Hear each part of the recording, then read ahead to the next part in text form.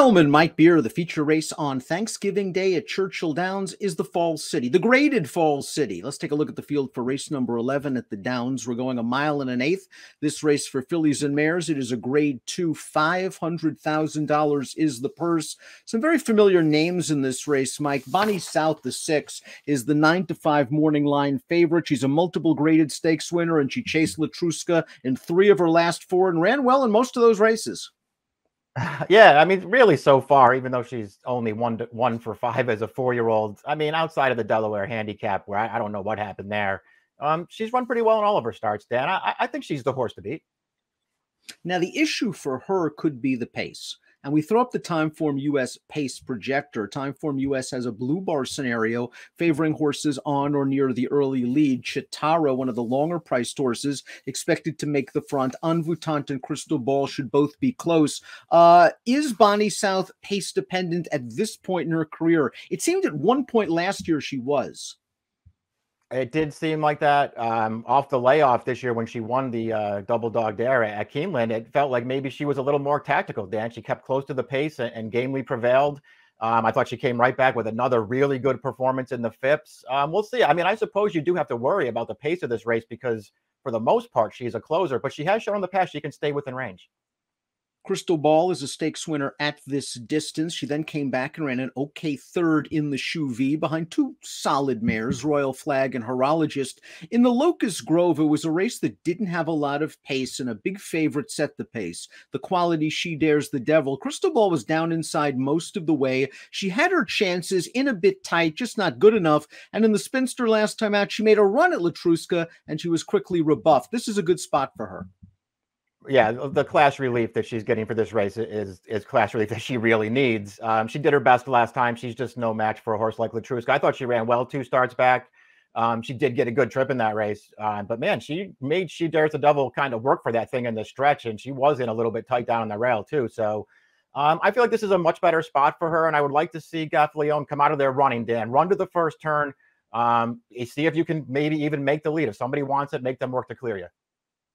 Chitara has been versatile in her career. She is a Group 2 winner going 1.25 miles in her native Chile, a stakes winner in the States going 7/8, and a winner last time out going a 2-turn mile and a 16th at Keeneland.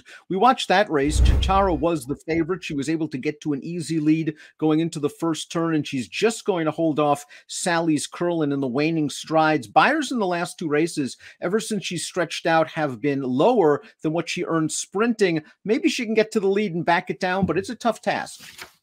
Yeah, it is, because I don't know, even if she makes the front, I don't know how loose she can get. There were a couple of tactical horses in here, Dan. I mean, she hasn't really run a bad one yet since she's gotten here, but neither one of her last 2 performances are going to get it done against this field.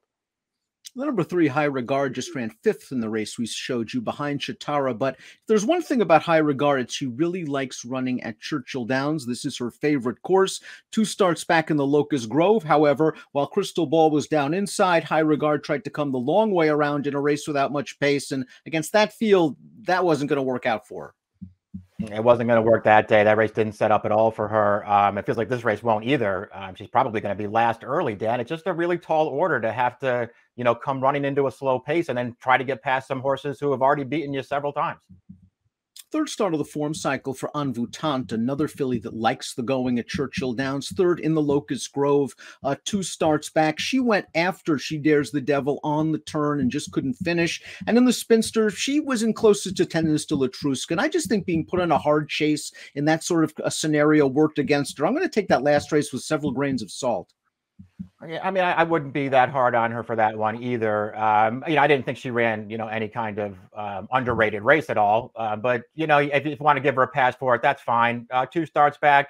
If you want to say she was on the outside and uncovered while Crystal Ball rode the pocket and it made a difference in the stretch, I guess. I still didn't think she ran that well in that race either. She does have a couple of races. There are 2 races in particular on her card that would give her a real chance in here. But those races seem at least a little bit phony, and there are other races I don't love. Well, with the one race, the Falls City of last year, where she earned a 101 buyer, she was able to get to the lead. Perhaps Brian Hernandez Jr. will be very aggressive leaving the stalls this time. And if not, she should be right in the thick of things when they turn for home. If Army Wife runs here the 5, she'd be facing older fillies and mares for the first time. She's also cross-entered over the Thanksgiving weekend at Aqueduct. Let's watch Army Wife's last race, the Cotillion at Park. She took a little bit of a bobble coming out of the gate. All in all, worked out a decent spot, tried to get to the outside on the turn, was hemmed in just a bit by Clairiere. She has her chance here, Mike, trying to split horses. All in all, she ran her usual solid race. Yeah, another good effort here, just not quite good enough, and can't get second from Obligatory, who came back to win a stake over the weekend. Nothing wrong with this performance. Overall, very consistent, very tactical as well, can get a good trip in this race. I just don't love the 3-year-old crop this year, Dan. I don't think they're that good as a bunch, and I didn't really want them as they stepped up in class to face older horses. We'll watch Bonnie South's third-place effort behind Latruska last time out at Keeneland. This is a filly that has a very strong kick, but in this race, Latruska just got away with everything on the front end, and Bonnie South tried to come widest. I thought all in all, it was a good effort. The filly that finishes in front of her, the mare, Dunbar Road, came back to run an excellent second, just missing in the Breeders' Cup Distaff with a 103 buyer, and as you mentioned in the Open, likely the horse to beat. Yeah, I just think she is the horse to beat. She ran fine in here, obviously, no real threat at the end, but nothing wrong with that performance. We'll see if the pace really works against her. I think it's something that you probably want to at least consider at a short price in here, and she should be favored. I think she's way the horse to beat. Audrey's Time completes the field. Very impressive last time out, going 1.25 miles, 2 other than race. She won by 7. It was a race where she got close to the pace and just dominated them late. This is a huge step up in class. I did like the way she won last time.